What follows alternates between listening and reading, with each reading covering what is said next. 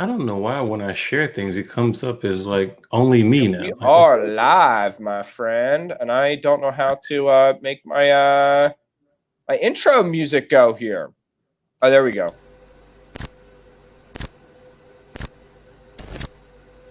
Three, two, one.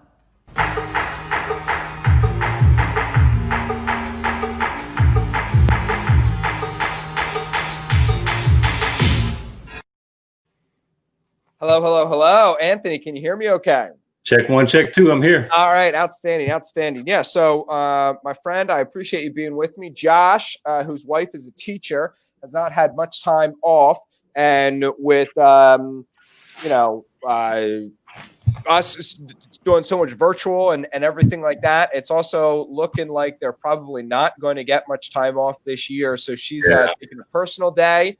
And therefore, what that means is Josh is out shopping with her. And I said, I will absolutely. Smart man. Your gracious benevolence, you gave him the day. Right, right.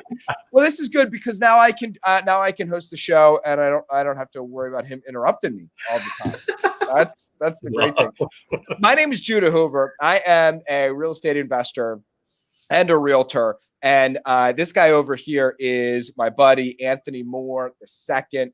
I've known Anthony for about a year and a half now. Just a great, solid dude who is out there, kicking it and not making millions of dollars a month, but also not pretending to be. And I love him for where he is in his career, where he is a successful full-time real estate investor. But he's very honest and transparent about what he's got going on, what his struggles are, what's working for him, what's not working for him. He is out there a lot, swinging hammers and working on properties and doing stuff and putting deals together. And we've had him on the show here a couple of times, and I wanted to have him on again today and just kind of get his take here for about 20, 30 minutes on, now that the election is behind us and now that we've got a vaccine that's coming out and going to be out in about 2 weeks, the degree that this thing is overhyped or not overhyped or whatever else. I mean, that's going to be going behind us here soon too. So there's a whole lot of kind of craziness that was 2020 that's going to kind of fade into the rear view. What are you thinking about? Ending the year strong for 2020? And what are your goals, desires, and what do you see coming in the market in 2021? Is what I wanted to talk to you about. So that was like 8 questions in one. I'll see if we can take them down one by one then, huh? What are your thoughts?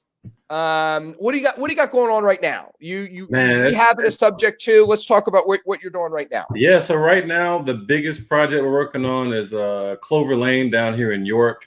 This was a complete and total hoarder house situation.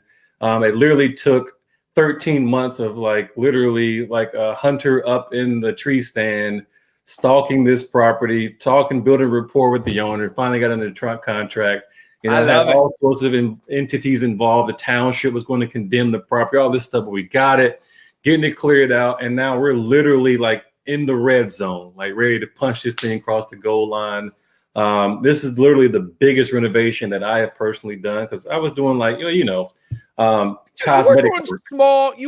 You were doing large cosmetic rehabs. Oh yeah, exactly. You were doing cosmetic rehabs on 8,000 square foot houses, not 8,000.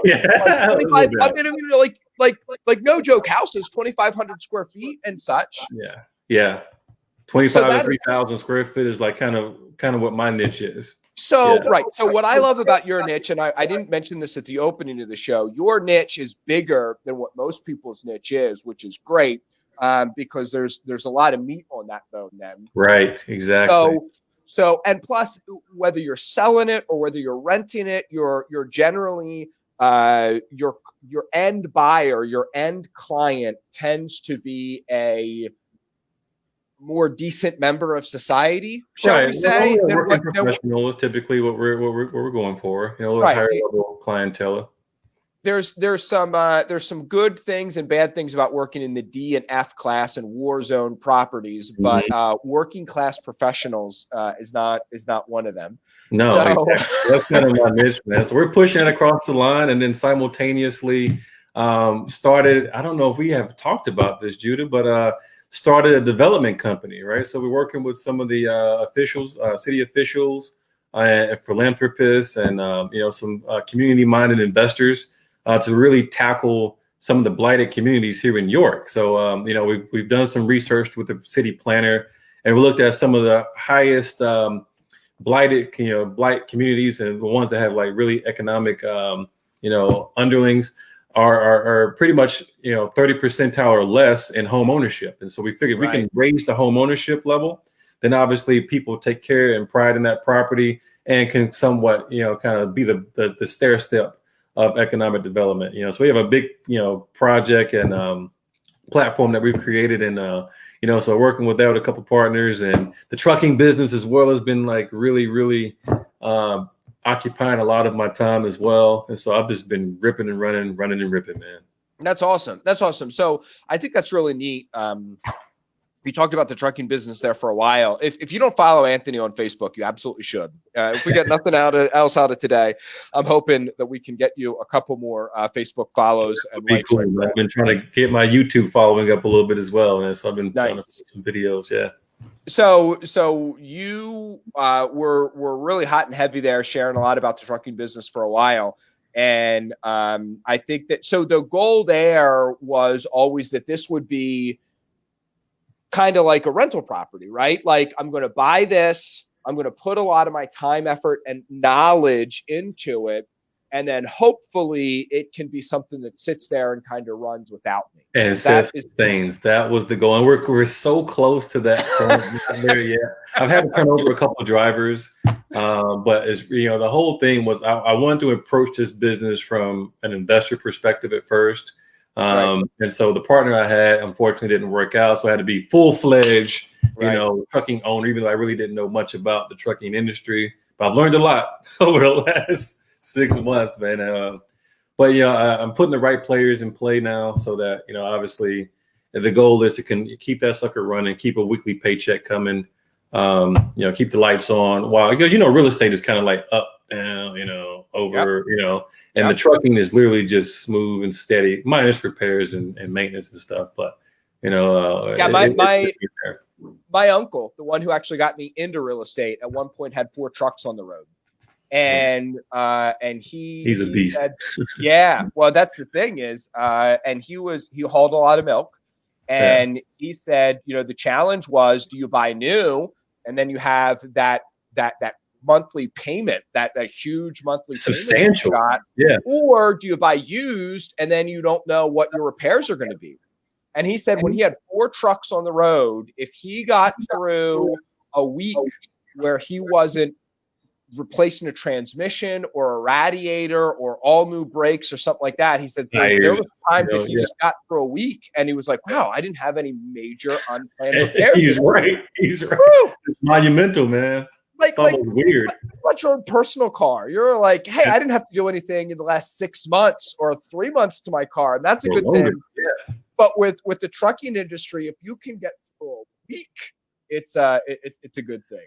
Man, I tell you what, you go to church and you get on your knees and you pray God, you get a week without an issue, man. I got the truck in the shop right now for tires. They end up coming up with new brakes and new drums. Right. Brakes and drums for an axle, $1,500. It's just like, man, big bucks, big trucks. Big bucks, big trucks. That's good. I like that. But so here's what I love about what you're doing there, Anthony, because I see a number of people doing stuff like this in the property investment world, because it's about entrepreneurship, right? It is. Real estate is how we've decided to chase that. But I'm getting a little bit of feedback and echo. Is that on your end or is that on my end? I don't hear it, man. But I'll tell you what, let me turn my speakers down and maybe that might help the situation. Cool. How about now? Yeah, a little bit better. Anyway, the point is, I don't know if it's just coming back through on my end. So anyway, here's the point. entrepreneurship is entrepreneurship. Whether that's buying, fixing, and selling houses, whether that is owning rental properties, whether that is investing in some trucks and setting up some trucking routes and things like that. Yeah. Entrepreneurship is entrepreneurship, and I love that you're going after it. I also love that there's challenges there too. You know, it's these people out there, and there's a whole bunch of memes and other things like that on Facebook right now, you know, about eat the rich and just, you know, fat cats and this whole other mentality that's out there. Yeah. You're seeing it, you're living it. Like, we should first and foremost respect business owners, respect the hustle, respect the effort that goes into it. It should, man. And the thing is, like, what people don't understand is they look at, a lot of people hate on Jeff Bezos. They hate on, you know, whoever, Zuckerberg, and they hate on all these guys, but they don't understand the sacrifice that they did. They had to literally make a decision that they were going to prioritize the vision that they were working on over family, over relationships, over other things, over health sometimes, because they have a vision and they're so laser focused on getting that up and running, right? And I had my first exhibit of pure hate and evil-minded people when I posted the Clover Lane property. Like, yeah, this is a property in suburban school district, great bones. We're putting a lot of high-end finishes in it, so we're attracting a higher-end clientele. And so we posted this on Facebook Marketplace, and, you know, people were, after that's a piece of ass property, and and they were kind of focused on what it was, not what it's turning into. And you rich suckers need to quit trying to put properties out that people can't afford and all this stuff. And I'm like, well, when did I become the villain? You know what I mean? Like, but like, I understood it because I'm like, okay, well, you know, unless you're in the hustle and you understand the grind, and you understand the sacrifice, you understand the acquisition, you understand structuring the deal, you understand how to go out and find the private money to invest in this property, and you're getting the higher end finishings, then if you're not doing all that, then you don't understand all the costs associated with that. I have to sell it or lease it out of property so I can recoup those funds, you know? Right. So that we can go back and continue to unblight other properties. Right. And then the thing is, Judah, that people don't understand is the trickle down economics of entrepreneurship and real estate investing, right? So off one property, you've got painters, electricians, plumbers. You're constantly going back to Lowe's and Home Depot. So you're supporting them, they're paying for their employees so employees can support their families. You're paying taxes to the township so the township can do what they need to do. All right. So it's trickle down economics of doing this. And they don't understand that what we do provides jobs and a means of livelihood and support for people's friends and families. I mean, and they don't understand that. You know? Yeah, I agree with you, man. And it used to be jealousy that kind of fueled that, and now it's gotten so vicious and so nasty that I think it's more than that, unfortunately. It is. And the personal. other thing, personal attack. Yeah. A friend of mine, good friend of mine, posted a property in Harrisburg, 1 bedroom, and because of where it was and what they were doing, they were trying to get $1,000 for it. And you would not believe just how much hate and, you know, pricing people out of the market and doing this and doing that, when really he's like, look, I put money into this thing, pricing people out of the market. It was sitting there vacant before. Like, actually, by creating more units for rent, we're trying to cool down. You know, I mean, it's supply and demand. If we can create more supply, it will create more affordable housing out there. Yeah. And not only that, the other thing that kind of gets me as well, and I'm sure your experiences also, you hear people talk about, you know, well, you know, going through this, I'm not going to pay my rent. Screw the landlords. They're rich. And people don't understand that, you know, we as landlords, we have bills. And so if we don't get paid, then we can't pay for, you know, if we're leveraged, you can't pay for the home that person is staying in. And ultimately, you're going to lose the property anyways. You know what I mean? If you continue not to pay. So it's like, you know, it's interesting that people don't take the time to really kind of look and try to gain an understanding from a different perspective. Yeah, it's really frustrating. But I think that, you know, no one ever said it's going to be easy. And as, you know, Johnny says here, you know, there's always going to be haters. And the haters used to be the people who, you know, would say to me, you know, you know, Judah, I know about your failures in the past. What are you trying to do? And the haters used to be, you know, people would say to you know, somebody like you, hey, you know, what's a guy who looking like you trying to be successful? You know what I mean? Right. Like the hating used to be like It was simple. good-natured ribbing, or it was simple, or it was like jealousy almost. Now it's like, how dare you rehab properties in this neighborhood? And there's like a whole other level of ignorance that goes along with it. And part of the reason that I want to talk about that is because, like, just expect that, people. Just expect that you're going to get flack and pushback and negative energy from people in places that you weren't expecting before. But that ultimately, Anthony, let me ask you a question. You before you got into real estate, you were essentially a factory manager. I mean, you were an operations manager running big time factories and stuff like that, having to leave your house, go someplace else, check in. I know, dude, I love it, man. But like, the one thing I love about you is you're always wearing super nice but comfy clothes. I'm guessing that when you were the ops manager, there was a few more suit and ties involved. Oh, big time. Oh yeah, and like all my clothes now are like literally collecting dust, man. All the slacks and button downs, and you know what I mean. All the shoes and all this. Yeah, Anthony, and I love it, man. Like, you dress better in gym clothes than most guys do when they're wearing normal stuff. I mean, I love just tent, you really can't tell. You know, I love it.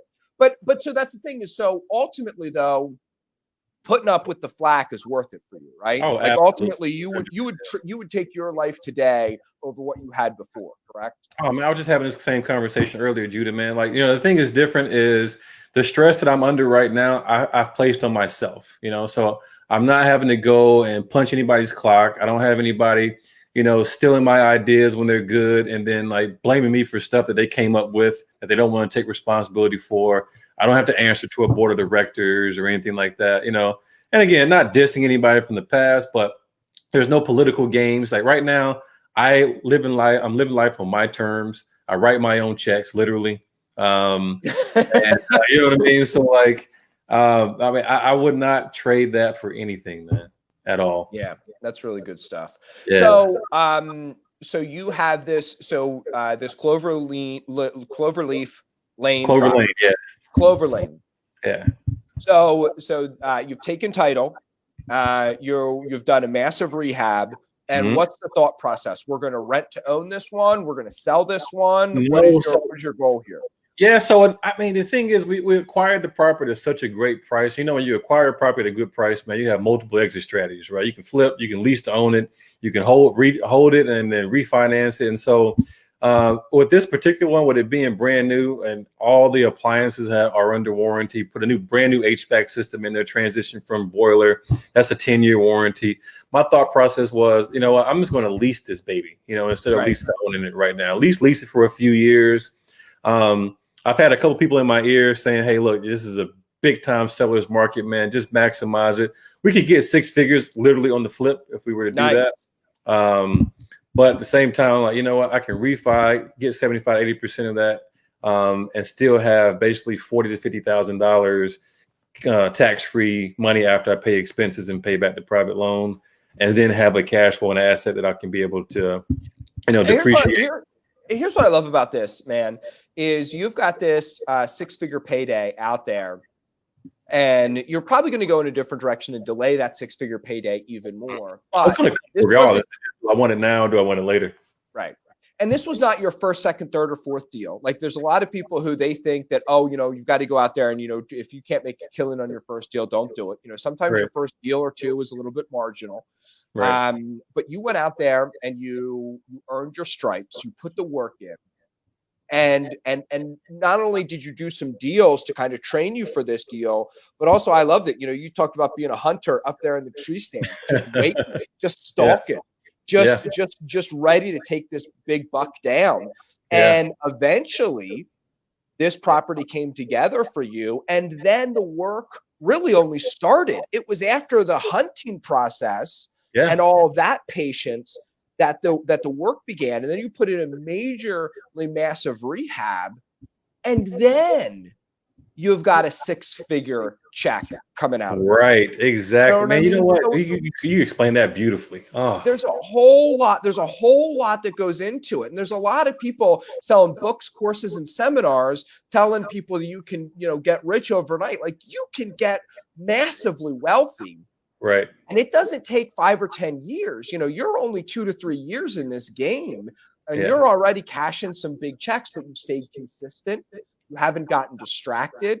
Right. You haven't let yourself be discouraged, and you've kept at it. And now you're doing a deal that, frankly, I could have done, that, frankly, anybody could have or should have done. It's not like this, was a magical strategy or anything like that. You just stayed consistent. Right. And stayed on top of the guy. And it's like, hey, I'm ready to buy your property. Hey, when it's time to sell, ready to buy. Yeah, hey, I'm here. Hey, I'm here. Yeah. And you were able to get it done.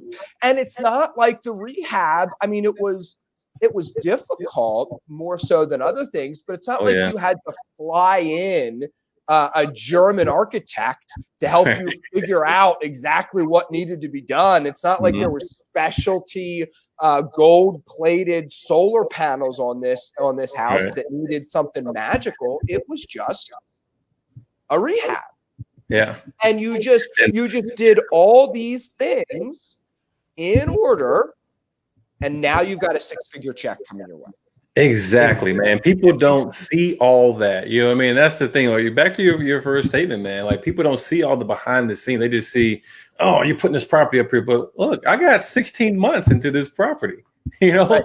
Like, yeah, you are an awesome dude. I'm an awesome guy. But we do own for-profit businesses. You know what I mean? Like, we got bills to pay, right? We got bills absolutely. I tell people all the time, we're not saving the manatees. You know what I mean? Like, this is a for-profit business, and if you're not worried about your business, you're going to be out of business. Exactly. And it's hard to run a charity. It's hard to run a business. It's impossible to run a charitable business. Oh, brother. You've got to do both of those things separately, and that's why, but if you have a profitable business, you can do what you're doing, Anthony. Yeah. Which is investing in the kids in York City and doing a bunch of that work that you're doing a lot of that mentorship that you're doing. I mean, talk about that a little bit. What's been happening and new on that front? Yeah, man. So I'm on the board for Big Brother Big Sister and Leadership York, right? And so being involved with some of these nonprofits, I get to see firsthand some of these communities that these children are coming from. And I get to see. Unfortunately, you can kind of predict in some means, not all the time, but you can predict with a fair degree of certainty that if a child is born in a certain environment and they only have certain influences, that more than likely they're going to follow that path. And so, the thing I thought about is like, there's a lot of people who like to fight, social injustice and this, that, and the other, and they want to protest, they want to go down and, all this stuff. And my way of kind of fighting social injustice, because there are historically disadvantaged residents, you know what I mean? Everybody knows that. But the thing for me, the way you change that is at the ground root level, teaching financial literacy, helping provide opportunities for economic development and growth, teaching people home ownership 101, helping them convert from renters to owners, and showing these kids that there is another path, right? And so doing this right here, pushing up your sleeves and getting your hands dirty and getting to work. That's what you're doing, Anthony. Yeah, you're literally. What I love so much is entrepreneurship has enabled you to not only help out with big brothers and big sisters, but also help out in a leadership advisory capacity for big brothers, big sisters to shape and focus the vision of the company and the mission as they move forward, what they're doing, how they're doing it, what specific projects we should or shouldn't get involved with, how are we going to raise funds, what are our specific events going to be. That takes somebody who's got some time and effort and energy and some smarts to put into it. And unfortunately, a lot of people in corporate America who have the same skill set you do, they're also chained to their job. Right. And I wouldn't have had this freedom before to do this, Right. And so you've got the freedom to actually make your community better, not just not just yell and scream and not just say, hey, Washington, pass a law, but actually get out there and make it better. Yeah. I mean, that's the key, man. It's like, social injustice and all that stuff. Yeah, it exists and all that. But, if you really want to change the trajectory of a city, it starts with economic development, man, because people who rob, steal, and kill, most of the time they're doing it for finances. They're trying to support their family, or they're trying to do, I mean, most of the time, the means to the end is not necessarily a good thing, but the premise behind why they do what they're doing is something that can be addressed. And, that everybody can't be helped. I've realized that, I have a bleeding heart sometimes, but for those who want to be helped and are willing to put the work in, obviously I'm here, man, to help show the way and at least show what I've learned or connect them with people who know things I don't know, Yeah, that's absolutely awesome. So what everybody's asking and everybody wants to know, kind of before the pandemic, there was some discussion and talk about, hey, we're at a ripe market, we're at a mature market. Whether we go up from here or not, is yet to be seen. But we've got some more. We've got more potential for downside than upside. Let's put it that way. I would agree with that. And then the pandemic came and actually created some scarcity that has kind of forced the market to continue going on. And now we see people moving from big markets into small markets, kind of buoying some of these small markets. What do you see moving forward? Those are kind of some of my thoughts. What are your thoughts on real estate moving forward to the degree that we can even know anything? Well, just my personal opinion, man. I'm not an economic advisor in any sense, but really and truly, I think more folks now, at least I've been preaching this to all of my friends and folks who will listen to me, pull money out of the market, park it in a rental property, park it in real estate. It's stable. Even if it drops, it won't drop any more than 10 to 15%, but you have your money in a hard, tangible asset that is not controlled by fear, greed, or any other type of emotion that the Wall Street casino, to use your term, is based on. You know what I mean? So like, as far as real estate is concerned, I think we're going to see this, I think it's going to level. I think it's been a complete and total seller's market right now. I think there's way more buyers who want to buy more retail and also investors than there are actual properties in inventory for sale. So obviously, supply and demand economics, it drives the price up. I think to your point, what you just said, I think it's going to level off, but I really don't see the market declining as much as in my spidey senses tingling about the stock market about to take a big dip. So I think real estate is probably one of the safest investments you can be in right now.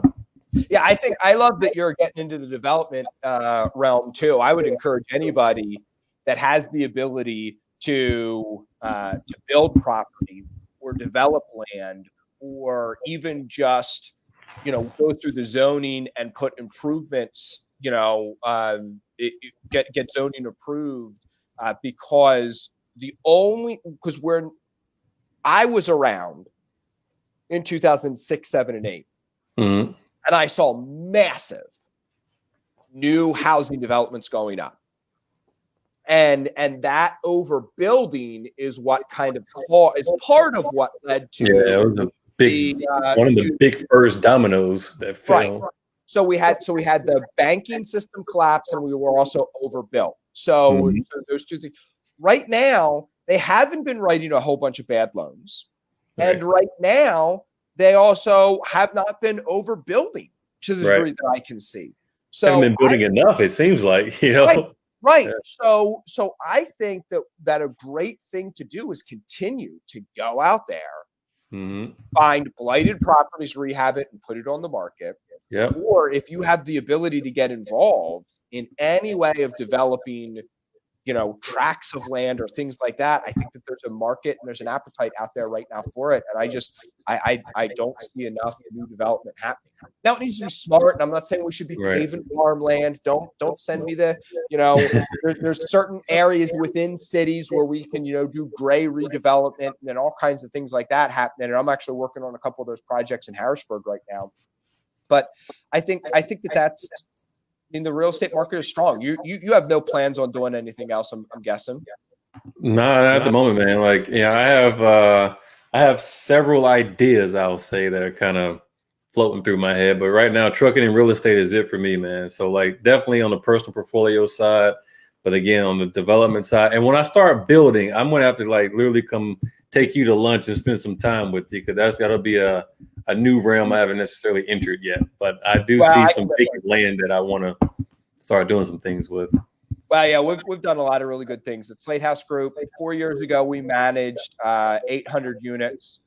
To third-party managed 800 units. Today, we manage almost 5,000. By January 1, it's going to be 5,000 if we hit our numbers. And well, I'm a good salesman, man. I don't know what to tell you. Incredible, man. Like and a lot of that has been new construction and helping investors do new construction. And so yeah, Anthony, I would love to listen here on the Build and Grow with Real Estate Show. We, Josh and I tell you, he's a hard money lender. I'm a realtor and an executive of a property management company, but try not to lead too heavily with that. So yeah, but listen, man, that's our 30 minutes. I appreciate very much. You got to check out Anthony Moore, Eden Mandate. He's all over social media. You can reach out to me. And he's going to share this, and I shared it and tagged him in it so that you can find him. And he is a big fan of the Build and Grow with Real Estate Show. And big time fan. I appreciate it very much, Anthony. Oh, that's right. I'm steering today, so I got to remember that I got to come over here, and I always forget. I think you did a great job today. I think Josh will be proud. Well, that's good. We can. I'll get you his number so you can let him know.